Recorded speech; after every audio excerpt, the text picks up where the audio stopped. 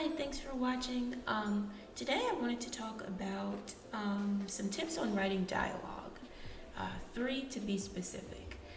We all want to read books that have engaging conversations that feel realistic, where you feel invested in what the characters are talking about, and they make you want to turn the page to see what they're going to say next. So, how do we write books with conversations like that? Well, one tip is to make sure that each character has a unique voice. Just like in real life, someone who grew up very poor in the state where I live, Louisiana, would probably speak and have different word choices and also maybe even different topics of interest than someone who grew up very wealthy in Manhattan, New York. Um, like those two cultures, they just have very different idioms that are used in conversation. Like the person from Louisiana might know more French words, Cajun French words, than the person from New York. They also might speak a little bit more down to earth than the person from Manhattan. So, kind of making sure that each character's word choice and the topics that they bring up reflect their culture and their background and where they are in society. That's pretty important because it's been said before that writers should be able, like when you're reading a sentence that a character has said, when you're reading a piece of dialogue, you should be able to tell who's saying what or which character is saying what without even looking at the tag. But the way that character speaks should give that away immediately. So that was a long-winded way of saying that every character's word choice and voice should be very different. And secondly, is the advice to avoid using conversations as a place to dump backstory on readers. Readers can tell when writers are having characters say things just to keep the reader up to speed on what happened 2 years ago.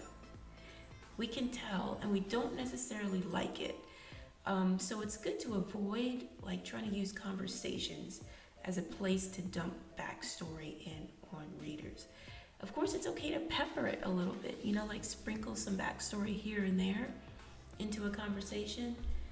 But generally speaking, we want the conversations to be future focused and avoid long monologues about, hey, remember 2 years ago when we went to that bachelor party in Las Vegas and you lost your shoes and blah blah blah, and it just goes on and on and on. Even if that is integral to the story, we don't need to know it from that conversation, from a monologue in that conversation. You can have several people bring up little bits and pieces of that story about the bachelor party here and there throughout different dialogue sessions in the book. So that just makes it easier for the readers to digest, and it also keeps the tone of the book realistic. A third suggestion is, let me scroll down here, see what it is. Oh, to add some action to the dialogue. I know sometimes what I fall into is the habit of having characters they're either at dinner and they're talking, so they're sitting right across from each other and they're not really doing much. Or they're just standing there and talking to each other. And it isn't until after I go back and I'm editing my book for the fourth time, I start to notice, oh, wait a second. If they're at dinner, then they should be eating. So I should probably add some action to these dialogue scenes.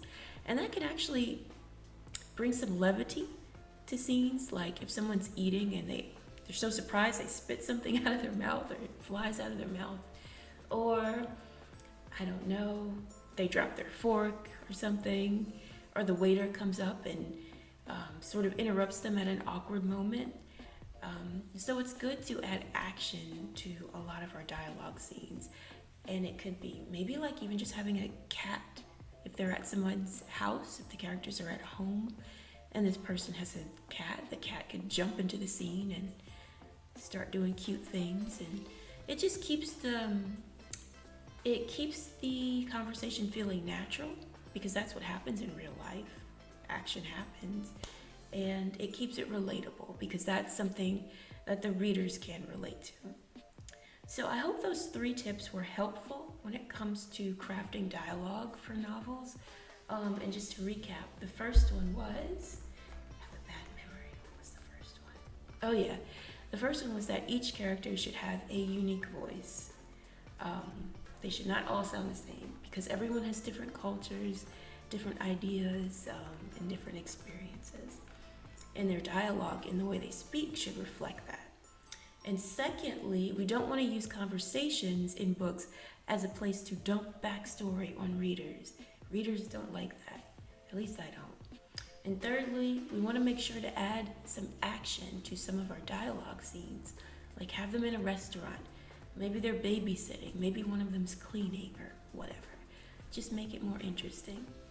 Okay, well, I hope that was helpful. And if you have any other suggestions about how to bring dialogue to life, please feel free to leave that in the comments. Thank you.